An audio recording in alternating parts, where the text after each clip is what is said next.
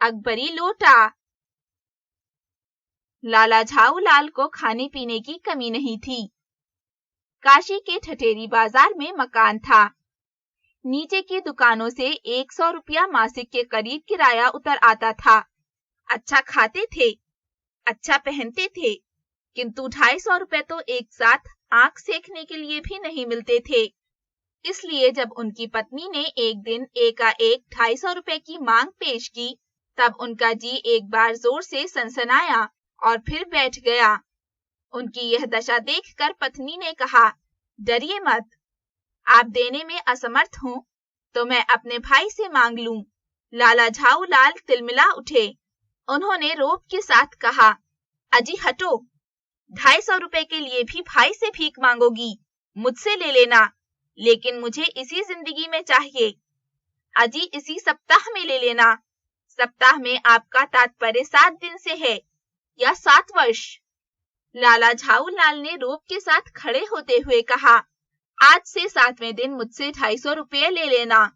लेकिन जब 4 दिन ज्यों में यों ही बीत गए और रुपयों का कोई प्रबंध ना हो सका, तब उन्हें चिंता होने लगी। प्रश्न अपनी प्रतिष्ठा का था, अपने ही घर में अपनी ही साख का था।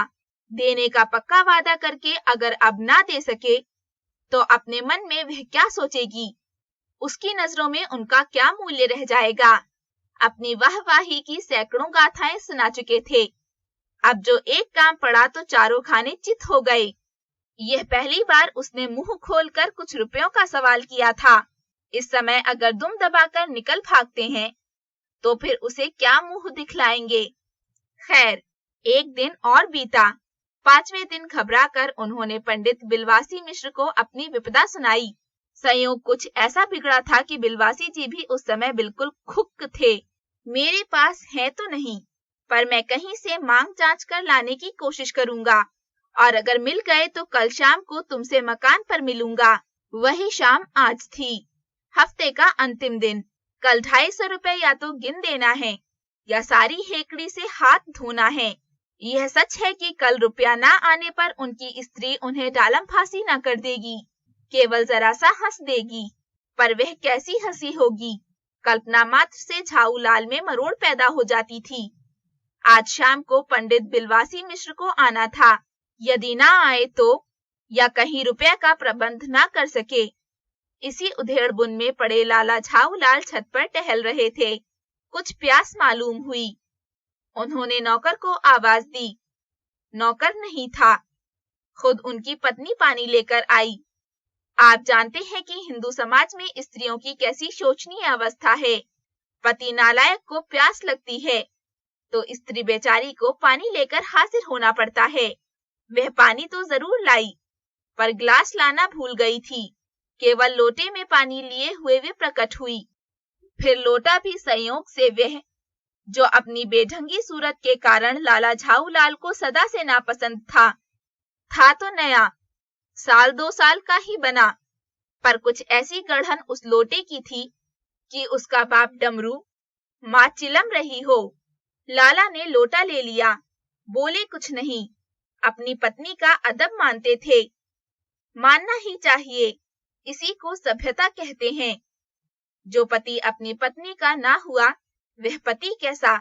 फिर उन्होंने ये भी सोचा कि लोटे में पानी दे, तब भी गनीमत है। अभी अगर चूं कर देता हूं तो बाल्टी में भोजन मिलेगा, तब क्या करना बाकी रह जाएगा। लाला अपना गुस्सा पीकर पानी पीने लगे। उस समय वे छत की मुंडेर के पास ही खड़े थे।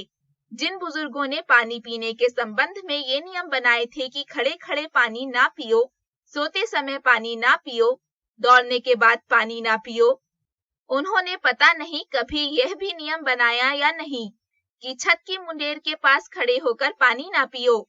जान पड़ता है कि इस महत्वपूर्ण विषय पर उन लोगों ने कुछ नहीं कहा है। लाला झाऊलाल मुश्किल से 2 घूंट पानी पी पाए होंगे कि ना जाने कैसे उनका हाथ हिल उठा और लोटा छूट गया। लोटे ने न दाहिने देखा न बाएं। वह नीचे की गली की ओर चल पड़ा, अपने वेग में उल्का सा ले जाता हुआ।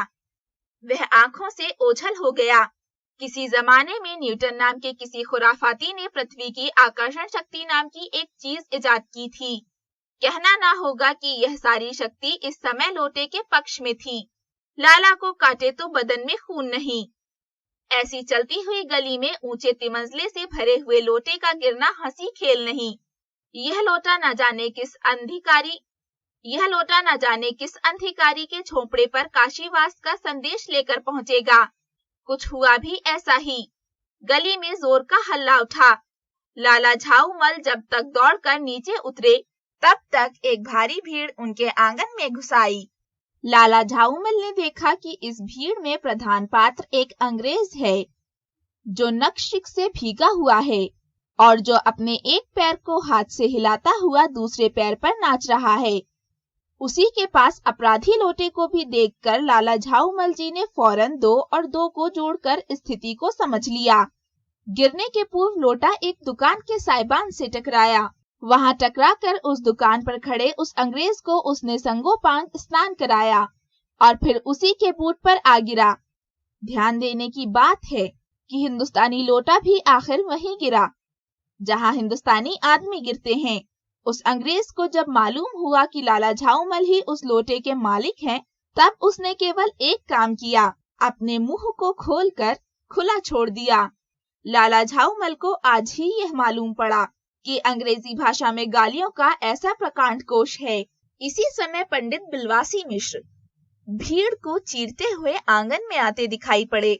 उन्होंने आते ही पहला काम यह किया कि उस अंग्रेज को छोड़कर और जितने आदमी आंगन में घुस आए थे सबको बाहर निकाल दिया। फिर आंगन में कुर्सी रखकर उन्होंने साहब से कहा, आपके पैर में शायद कुछ चोट आ गई है, अब आप आराम से कुर्सी पर बैठ जाइए। साहब बिलवासी जी को धन्यवाद देते हुए बैठ गए और लाला झाऊमल की ओर इशारा करके बोले, आप इस शख्स को जानते हैं?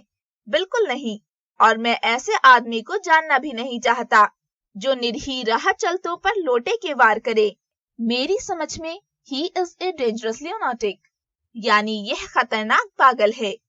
नहीं, मेरी समझ में he is a dangerous criminal.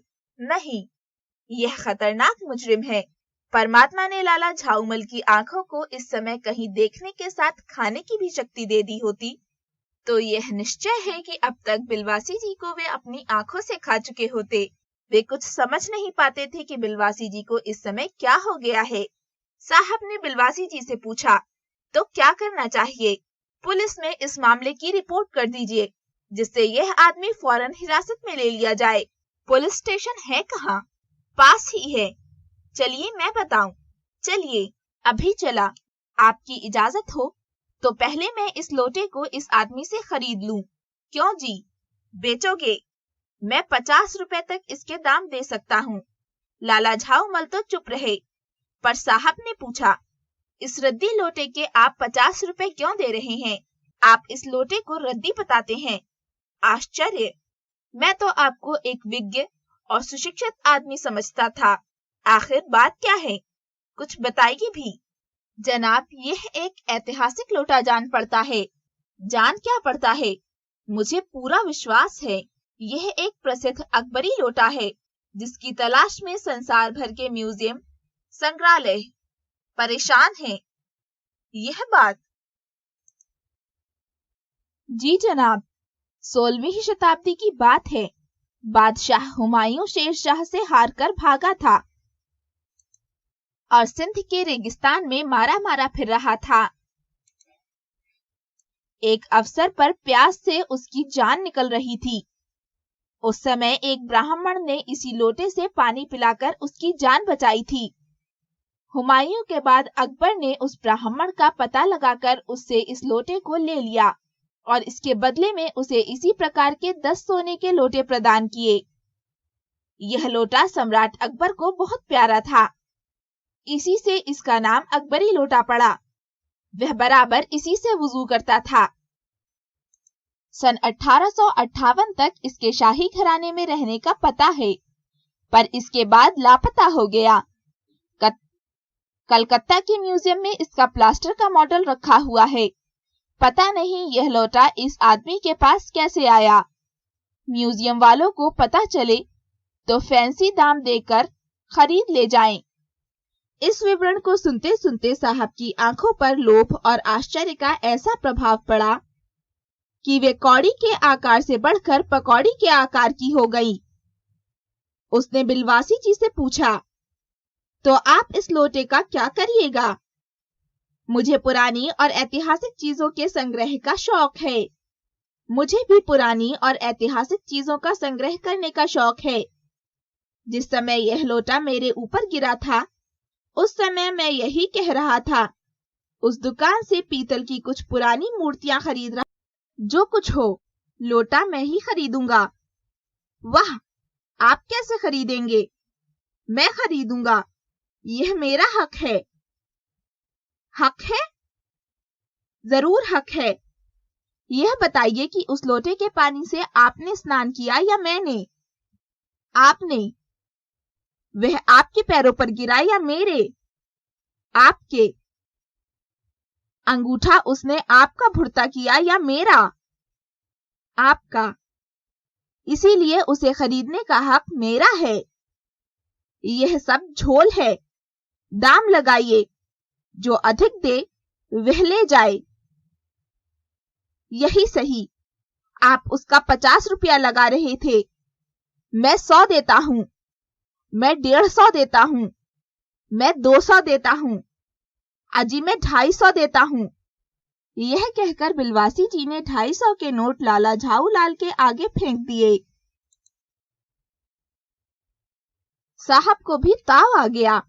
उसने कहा, आप 250 देते हैं, तो मैं 500 देता हूं। अब चलिए। बिलवासी जी अफसोस के साथ अपने रुपए उठाने लगे, मानो अपनी आशाओं की लाश उठा रहे हों। साहब की ओर देखकर उन्होंने कहा, लोटा आपका हुआ, ले जाइए, मेरे पास 250 से अधिक नहीं। यह सुनना था कि साहब के चेहरे पर प्रसन्नता की कूंची फिर गई। उसने झपट कर लोटा लिया और बोला, अब मैं हंसता हुआ अपने देश लौटूंगा। मेजर डगलस की डींग सुनते सुनते मेरे कान पक गए थे। मेजर डगलस कौन है? मेजर डगलस मेरे पड़ोसी हैं। पुरानी चीजों का संग्रह करने में मेरी उनकी होड़ रहती है।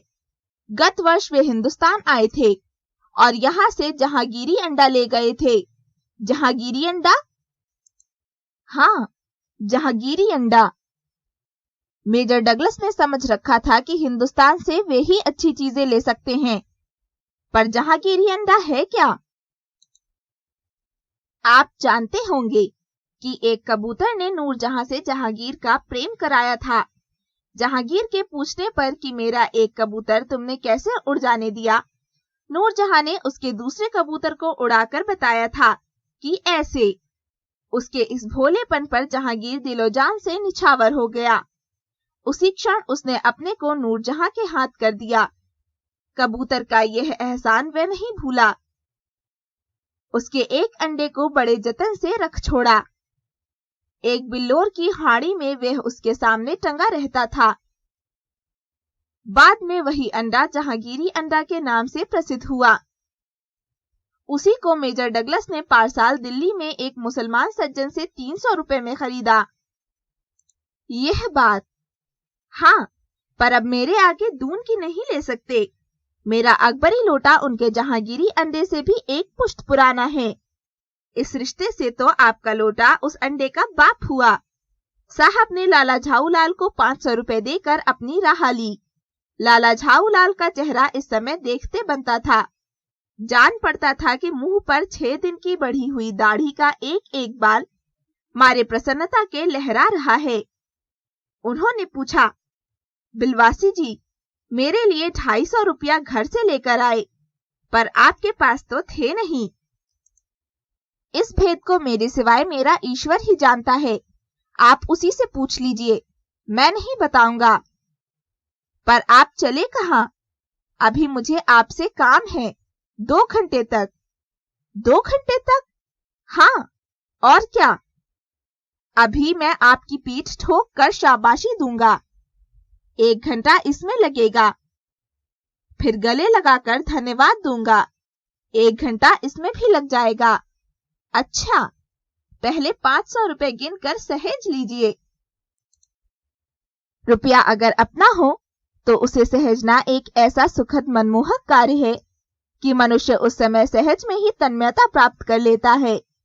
लाला झाऊलाल ने अपना कार्य समाप्त करके ऊपर देखा, पर बिलवासी जी इस बीच अंतर्धान हो गए। उस दिन रात्रि में लाला झाऊलाल जी को देर तक नींद नहीं आई। वे चादर लपेटे चारपाई पर पड़े रहे। 1 बजे वे उठे। धीरे से, बहुत धीरे से अपनी सोई हुई पत्नी के गले से उन्होंने सोने की वह सिकड़ी निकाली जिसमें एक ताली बंधी हुई थी। फिर उसके कमरे में जाकर उन्होंने उस ताली से संदूक खोला। उसमें 250 के नोट ज्यों के त्यों रखकर उन्होंने उसे बंद कर दिया। फिर दबे पांव लौटकर ताली को उन्होंने पूर्ववत अपनी पत्नी के गले में डाल दिया। इसके बाद उन्होंने हंसकर अंगड़ाई ली। दूसरे दिन सुबह 8 बजे तक चैन की नींद सोए।